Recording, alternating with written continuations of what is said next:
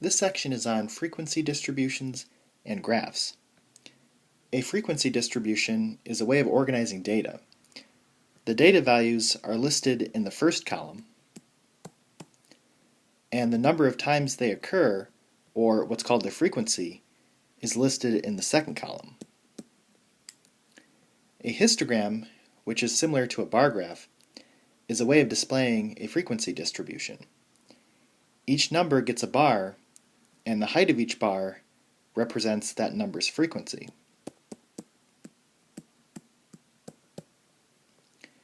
A frequency polygon, which is similar to a line graph, is a way of displaying a frequency distribution. Each number gets a dot, and the height of each dot represents that number's frequency. And then the dots are connected by lines. A random sample of 30 people is selected. Each person is asked their height to the nearest inch. The heights are as follows. So we are given this data, and they want us to construct a frequency distribution, a histogram, and a frequency polygon. So let's first construct the frequency distribution.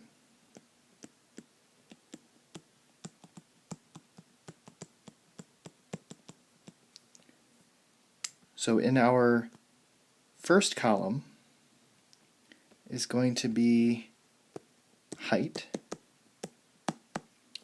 and in our second column is going to be the frequency. So we need to organize the data. So we need to find the lowest value first, and that would be 66. So we have a height of 66. And how many 66s do we have here? We only have one. So its frequency is 1. The next value is 67, which is here, here, and here. So we have 3 67s. The next value is 68, and we have 2 of those. The next value is 69, and we have 1 of those. We have 3 70s.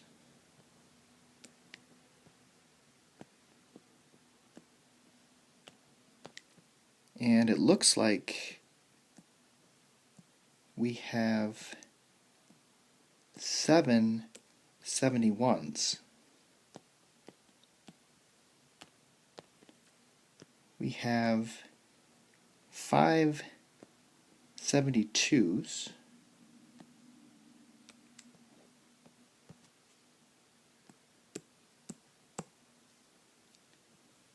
And we have 5 73s.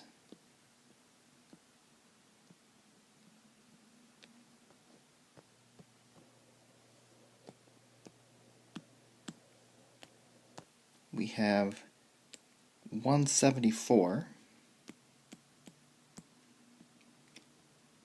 And then lastly, we have 2 75s. So this is our frequency distribution. Next we have to construct a histogram. And as you can see, I've already made it. So each bar is corresponding to a different height. So they are corresponding with this column. And then how tall each bar is corresponding to the number of people, or to the frequency. So if you want to pause the video so that you can copy down this histogram, then you can pause it right now, and then I'm going to go to the next slide. Lastly, we need to create a frequency polygon, and as you can see, I've already created it. So each dot is corresponding to a different height. and how tall each dot is corresponding to that height's frequency. And we need to connect all the dots to make the line graph.